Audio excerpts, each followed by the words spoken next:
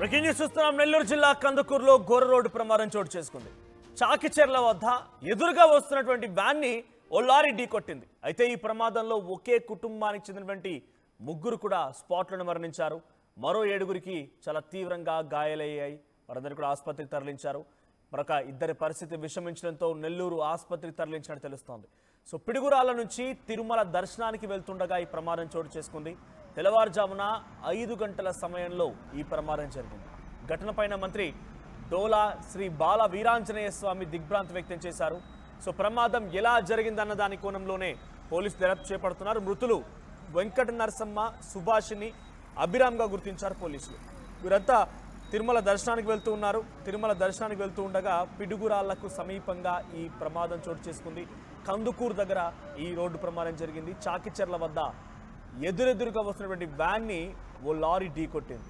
So ఇక్కడ మనం RTV screen పై చూస్తున్నటువంటి ఆ వ్యాన్ చూడండి, అది ఒక ట్రావెలర్ వ్యాన్ అయి ఉంటుంది బహుశా. సో ట్రావెలర్ వ్యాన్ని ఢీకొట్టడంతో దాంట్లో 7గురికి తీవ్రంగా గాయాలై ముగ్గురు స్పాట్లోనే మరణించారు. ఇద్దరి పరిస్థితి విషమంగా ఉంది. పిడుగురాల నుంచి తిరుమల దర్శనానికి వెళ్తున్నారట. సో ఒకే కుటుంబానికి సంబంధించిన వారంతా కూడా తిరుమల దర్శనానికి వెళ్తున్నారు. పిడుగురాల నుంచి తిరుమల వైపుగా వెళ్తూ ఉండగా అక్కడ కందుకూరు దగ్గర, చాకిచెర్ల దగ్గర ఈ ఘటన చోటు చేసుకుంది. సో చాకిచెర్ల వద్ద ఆ లారీ వ్యాన్ ఢీకొట్టింది. సో ప్రస్తుతం విజువల్స్లో గమనిస్తున్నాం. తెల్లవారుజామున 5 గంటల సమయంలో ఈ ప్రమాదం జరిగిందట. సో తెల్లవారుజామున జరిగిన ఈ ఘటన అంటే అర్థం చేసుకోవచ్చు మనకు. డెఫినెట్గా లారీ డ్రైవర్ నిద్రమత్తులో ఉండుంటాడు. చాలా వేగంగా ఎంటీగా వస్తూ ఉన్నాయి. సో అటువంటి సిచ్యువేషన్లో ఈ అంటే రోడ్స్ అన్ని ఎంటీగా ఉన్నాయి. కనీసం స్పీడ్ నియంత్రణ ఉండదు. రోడ్డుపై ఏ వాహనాలు రావు అనేటువంటి ఒక ఆలోచనతో వస్తూ ఉంటారు. సో తెల్లవారుజామున వారంతా వెళ్తున్న సమయంలో 5 గంటల ప్రాంతంలో ఈ ఘటన చోటు చేసుకుందని అంటేనే అక్కడ లారీ డ్రైవర్ చాలా క్లియర్గా నిద్రమత్తులో కూరుకుపోయి ఉంటాడని మాత్రం చాలా స్పష్టంగా అర్థమవుతోంది. మరిన్ని అప్డేట్స్తో మా ప్రతినిధి శ్రీనివాస్ సిద్ధంగా ఉన్నారు. శ్రీనివాస్, సో ఏం జరిగింది? ఈ ప్రమాదానికి గల ప్రధాన కారణం ఏంటి? సో అక్కడ లారీ డ్రైవర్ని అంటే హైవే పై వెళ్తూ ఉంటే డివైడర్ దాటుకొని వచ్చింది, ఢీకొట్టిందా? ఎలా జరిగింది ఈ ప్రమాదం? మనోజ్, జరిగిన ప్రమాదం అయితే ఉదయకాల సమయంలో తెల్లవారుజామున జరిగింది. దీనికి నిద్రమత్తు అతివేగమే ప్రధాన కారణంగా కూడా ప్రాథమికంగా విచారణలో తెలిసిన పరిస్థితి. ఎందుకంటే ఆ దైవ దర్శనం కోసం గణేశన్పల్లి ఆ పిడుగురాల వద్ద మాచివరం ఉన్నట్టు పల్నాడు జిల్లా నుంచి బయలుదేరినటువంటి ఒకే కుటుంబం టెంపో వాహనంలో వెళ్ళిన దగ్గర అక్కడ చాగోలు అంటే ఒలవపాడు మండలం చాగోలు అంటే కావలకు దగ్గరగా ఉంటుంది, కందుకూరు నియోజకవర్గం కింద. NH65 ముందుగా ఒక హెవీ వెహికల్ అంటే లారీ వెళ్తుంది. ఆ లారీని క్రాస్ చేసే క్రమంలో టెంపో డ్రైవర్ కంట్రోల్ తప్పి వెనక భాగంలో అంటే పూర్తిగా లెఫ్ట్ సైడ్ లో అంటే ఎవరైతే కూర్చోన్నారు, ఇప్పుడు ఎవరైతే మృతులు ఉన్నారో వాళ్ళంతా వాహనానికి లెఫ్ట్ సైడ్ లో కూర్చోన్నారు. ఆ వాహనం మొత్తం వెళ్ళి ఆ లారీ వెనుక భాగాన ఢీకొట్టిన ఘటనలో కూడా అక్కడే స్పాట్ లో ముగ్గురు, నంబుల వెంకట నరసమ్మ, అదేవిధంగా సుభాషిని, అభిరామ్ ఒకే కుటుంబానికి సంబంధించిన వారైతే మృతి చెందినట్లు కూడా తెలుస్తుంది. దానికి సంబంధించి అదే కుటుంబంలో మరికొంతమంది తీవ్రంగా గాయపడ్డారు. ఆ నంబులో రుక్మిణి, అదేవిధంగా శ్రీనివాసరావు, మిగతా వారిని కూడా స్వల్ప గాయాలే. వారందరూ కూడా ప్రభుత్వ ఆసుపత్రికి తరలించారు. తీవ్ర గాయాలైన వారిని నెల్లూరుకు తీసుకెళ్లిన పరిస్థితి. అయితే జరిగిన సంఘటన మట్టికి అతివేగమైన కారణం అని చెప్పి అన్నారు. ఎందుకంటే సాధారణంగా తెల్లవారుజామున అంటే ప్రతి డ్రైవర్ కూడా నిద్రమత్తులో ఉంటారు. ఆ నిద్రమత్తులో కొద్దిగా స్పీడ్ ని కంట్రోల్ చేయలేని పరిస్థితి. కాకపోతే ఇటువంటి సమయంలో ఆ టెంపో వాహనం మాక్సిమం స్పీడ్ 80-90 కంటే ఎక్కువ వెళ్ళదు, హెవీ వెహికల్. కాబట్టి ఆ స్పీడ్ లో వెళ్తూ కూడా ముందు పక్క వెళ్తున్నటువంటి లారీని క్రాష్ చేయబోయి ఈ ప్రమాదం జరిగినట్టు కూడా ఉంది. ఎందుకంటే ఆ వెహికల్ స్పీడ్, అదేవిధంగా ముందు వెహికల్ కొద్దిగా స్లో అవడం వల్ల కూడా ఈ ప్రమాద స్థాయి ఎక్కువైనట్టు కూడా ప్రాథమికంగా తెలుస్తున్న పరిస్థితి. ఎందుకంటే ఆ ముందు వెళ్తున్నటువంటి లారీ స్లో అవడం వల్ల ఈ వాహనం వేగంగా వెళ్ళి కొట్టుకోవడం వల్ల ఆ ప్రమాద సంఖ్య 3 కూడా చేరింది. ఎందుకంటే ఆ వాహనం పూర్తిగా తిరగబడిపోయి అక్కడ ఉన్న మృతదేహాలు కూడా చెల్లా చెదరలేని పరిస్థితి. ఎందుకంటే ఆ జరిగిన సంఘటన విజువల్స్ బట్టే మనకు అర్థమవుతుంది ఆ ప్రమాదం ఏ స్థాయిలో జరిగిందని చెప్పేసి. మనం కాకపోతే ప్రస్తుతానికి గాయాలైనటువంటి వారి పరిస్థితి ఎలా ఉంది? గాయపడిన వారిలో ఒక ముగ్గురు పరిస్థితి అయితే కొద్దిగా సీరియస్ గా ఉందని చెప్పి హాస్పిటల్ తీసుకెళ్లారు. వారిలో ముఖ్యంగా ఇద్దరు పరిస్థితి అంటే నంబుల రుక్మిణి, అదేవిధంగా ఎర్రం శ్రీనివాసరావు పరిస్థితి కొద్దిగా సీరియస్ గా ఉందని చెప్పేసి వారిని నెల్లూరు ప్రైవేట్ హాస్పిటల్ కూడా తరలించడం జరిగింది. మిగిలిన వారికి గాయపడిన వారికి కందుకూరు ఏరియా ఆసుపత్రికి అతి దగ్గరలో ఉన్న ప్రాథమిక వైద్యాలకు అందించి వారైతే చికిత్స అందిస్తున్నారు. దీనిపై కూడా రాష్ట్ర మంత్రి డోలా శ్రీ బాల వీరాంజనేయ స్వామి కూడా దిగ్భ్రాంతి వ్యక్తం చేశారు. అదేవిధంగా రవాణా శాఖ మంత్రి కూడా దీనిపై కూడా విచారణ చేస్తున్నట్టు కూడా తెలుస్తుంది. కాకపోతే ఈ నేషనల్ హైవే మీద కొంత అవగాహన లోపంతో అతివేగంగా, అదేవిధంగా రోడ్డు విశాలంగా ఉంటుంది. తెల్లవారుజామున కొద్దిగా హై స్పీడ్ లో వెళ్ళడం కూడా ఇటువంటి ప్రమాదాలు కూడా గతంలో అనేక జరిగాయి.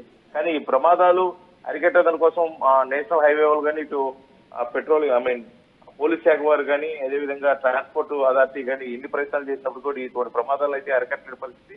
దానికి ప్రధాన కారణం అంటే అతివేగం అని చెప్పేసి వాళ్ళు హైవే పెట్రోలింగ్ వారు అయితే ప్రాథమిక విషయం తెలుస్తుంది. ఎందుకంటే జరిగిన సంఘటన ఆ విధంగా ఉంది. ఎందుకంటే తెల్లవారుజామున జరిగింది. అది ఆ ప్రాంతంలో కొద్దిగా టర్నింగ్ ప్లేస్, రోడ్డు విశాలంగా ఉంటుంది.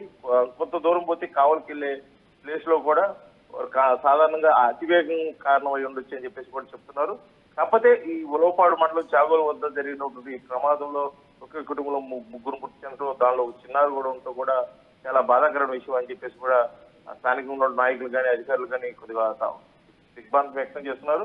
అయితే జరిగిన సంఘటన ఏ విధంగా జరిగింది, ఇది అతివేగమైన నిద్రమత్తు కారణమో లేకపోతే ఇంకేదైనా కారణాల కోణంలో కూడా పోలీసులు అయితే కేసు నమోదు చేసుకొని దానిపై విచారణ చేస్తున్నారు. ఇదైతే ప్రాథమికంగా వచ్చిన మా సమాచారం. అంటే అక్కడ హైవే పెట్రోలింగ్ వారు కానీ అక్కడ అటు ట్రాఫిక్ మళ్ళీ దానికోసం శ్రీనివాస్, ఇక్కడ రెండు వాహనాలు ఒకే వైపుగా వెళ్తున్నాయా, ఎదురుగా ఢీకొన్నాయా? అంటే అది మెయిన్ హైవే అయితే మధ్యలో డివైడర్ కూడా ఉంటుంది కాబట్టి డివైడర్ దాటుకొని వచ్చి ఢీకొట్టిందా, ఎలా జరిగింది? లేదు మనోజ్, ఇది ఒకే వాహనం ఒకే రూట్ లో వెళ్తున్నాయి. రెండు వాహనాలు, ఒక వాహనం ముందు వెళ్తుంది, ఏదైతే లారీ అయితే ముందు వెళ్తుంది, వెనక టెంపో వాహనం వీళ్ళైతే ఎవరైతే మృతులు ఉన్నారో వారు వాహనము వెనుక నుంచి వెళ్తుంది. వెనుక నుంచి వెళ్తున్న క్రమంలో కూడా NH-60 3-way అంటే 6-way ఉంది. ఆ 3-wayలో ఆ లారీని క్రాస్ చేసే క్రమంలో కూడా కంట్రోల్ తప్పి పూర్తిగా ఒక లెఫ్ట్ పార్ట్ అంటే టెంపోకున్న లెఫ్ట్ లో భాగం మొత్తం కూడా నుంచి అయిపోయింది. అంటే ఆ స్పీడ్ వాళ్ళు చెప్తున్న ప్రకారం 80 to 90 స్పీడ్ ఉంటుంది. ఆ స్పీడ్ లో కొట్టడం వల్లే ఆ విధంగా జరిగింది. ఎందుకంటే లారీ వెనక భాగం మొత్తం కూడా పూర్తిగా దెబ్బతిన పరిస్థితుల్లో ఇద్దరు ఒకే రూట్ లో వెళ్తున్నారు. తిరుపతి వైపు వెళ్తున్నారు. ఆ తిరుపతి వైపు వెళ్తున్న నేపథ్యంలో లారీ సాధారణంగా మిడిల్ లోనో లేకపోతే ఒక ఎడ్జి తీసుకొని వెళ్తూ ఉంటుంది. వారు క్రాస్ చేసే క్రమంలో కొద్ది జాగ్రత్తలు పాటించాల్సి ఉంది. కాకపోతే ఈ టెంపో డ్రైవర్ ఏ విధంగా డ్రైవింగ్ చేశారో అనేది తెలియట్లేదు. కాకపోతే ఆ ప్రమాద సంఘటనను బట్టి తెలుస్తుంది అంటే టెంపో వెళ్లి లారీకి వెనక నుంచి ఢీ కొట్టిన సంఘటనలో ఈ ప్రమాదం జరిగినట్టుంది. లారీకి వెనుక భాగం పూర్తిగా దెబ్బతింది. ఈ టెంపో పూర్తిగా కూడా అదుపు తప్పి రోడ్డుపై అడ్డంగా పడిపోయింది. దానికి సంబంధించి హైవే పెట్రోలింగ్ వారు వచ్చి పూర్తిగా కూడా ఆ ట్రాఫిక్ అంతా మళ్ళించి అక్కడ క్లియర్ చేసిన పరిస్థితి అవుతుంది. కాకపోతే ఆ సంఘటన జరిగింది తెల్లవారుజాము జరగటం, నేషనల్ హైవే పెట్రోలింగ్ వారు వచ్చి కొద్దిగా వారు చేసినటువంటి కార్యక్రమాల వల్ల కూడా కొంత ఆలస్యం అయిందని చెప్పేసి చెప్పుకున్నారు. కాకపోతే అక్కడ నేషనల్ హైవే మీద హైవే పెట్రోలింగ్ వారు నిరంతరం వాహనాలు తిరుగుతూనే ఉంటాయి. కాకపోతే జరిగిన సంఘటన 15 నిమిషాల్లోనే ఆ సంఘటన స్థలానికి చేరుకోవటం, క్షతగాత్రులను హాస్పిటల్కి తీసుకెళ్లటం, మృతులను కూడా అక్కడి నుంచి క్లియర్ చేసినట్టుగా కూడా తెలుస్తుంది మనోజ్.